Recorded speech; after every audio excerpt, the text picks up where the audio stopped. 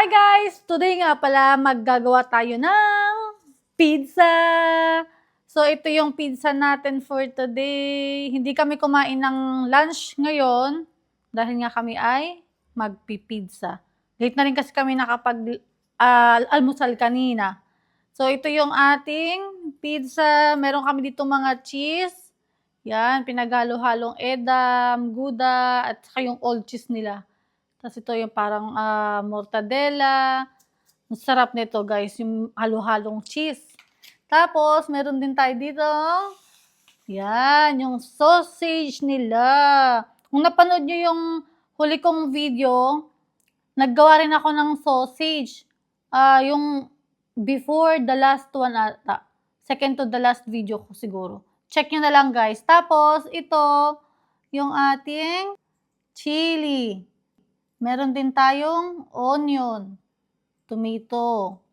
Itong kanilang sausage, guys, tingnan nyo siya. Yan, meron siyang meat sa loob. Hindi siya kagaya nung hotdog natin. Yan, beef yan. Beef na giniling. Sobrang sarap din yan. Ilalagay natin sila lahat sa ating pizza. At meron din kami ditong mga sauce. Dito ay may Texas burger and barbecue. Meron din tayo ditong American mustard. Ito ay mustard din. Yan. Ibang brand nga lang. Meron din tayong ketchup. Tara, at ilagay natin to. So, we will start from tomato. Let's start with the tomato. Yes. So, 3 lang kasi kami dito sa bahay. Ako, ang asawa ko, at saka yung tatay niya. Ayan. Hindi namin siya nilagyan ng tomato paste para nga hindi siya maging masyadong toasted.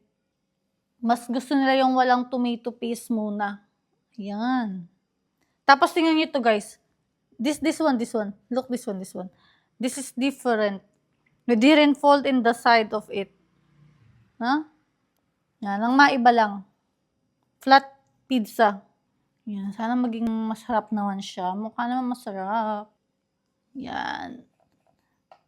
Ibuhusan natin lahat ng ating tomato. Ito. Tapos ilalagay natin siya mamaya sa oven, guys. Tomato. Yan, lagay natin ang ating sausage. Ang daming sausage. Damihan ng sausage. Nako. Kasi ang dami. Ito. Wala nang design. Yan. Masyadong mapalaman ang ating pizza. Sagana sa palaman. Diba? Wala, ang dami naman pala nito. Ang asawa ko makapaghati, wagas. Ayan. Meron pa.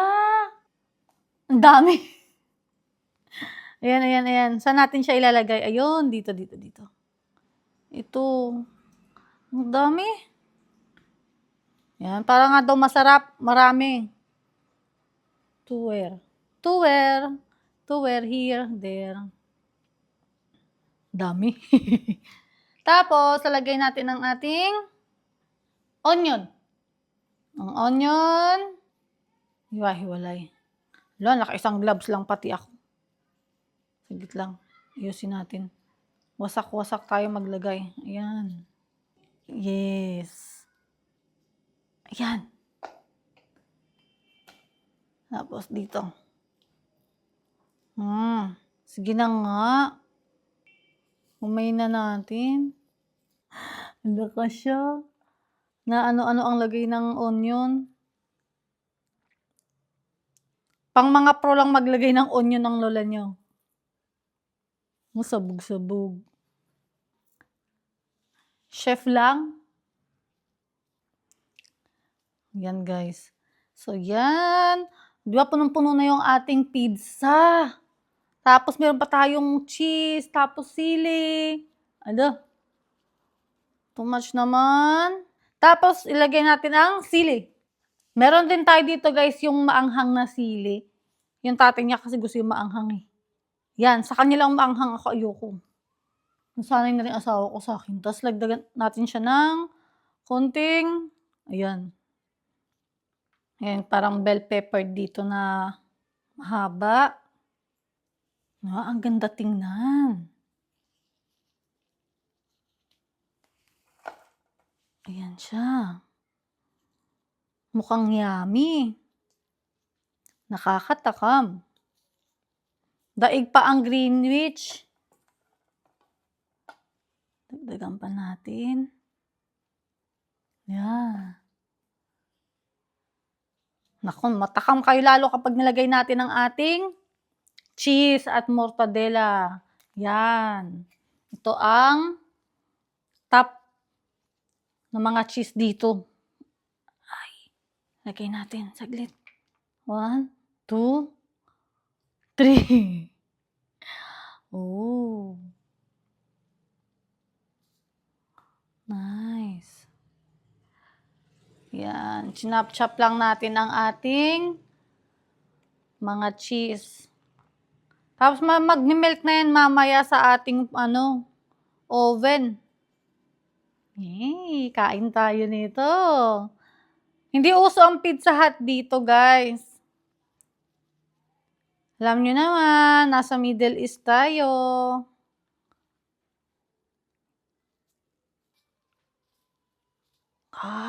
Ang dami. Too much. Too much cheese. Let me see. Then, natin ang ating breast turkey. Like mortadella. Yes. Kala ko mortadella lang. Breast turkey pala to, guys. Yes. Ay, ang dami. Ako. Enjoy. Yay! Tapos lagay natin siya sa porn, guys. Lutuin natin siya sa porn. Excited na ako. Let's go, guys, and wait for the result. Yo guys, we're done for today's pizza, homemade pizza. Sobrang sarap niya guys, promise. Nakakatakam. Gawin niyo na rin ito sa bahay ninyo. So thank you for watching guys. Hanggang dito na lamang tayo. Hanggang sa susunod na video natin. Please don't forget to click like and share. I'll see you on my next video. Bye-bye!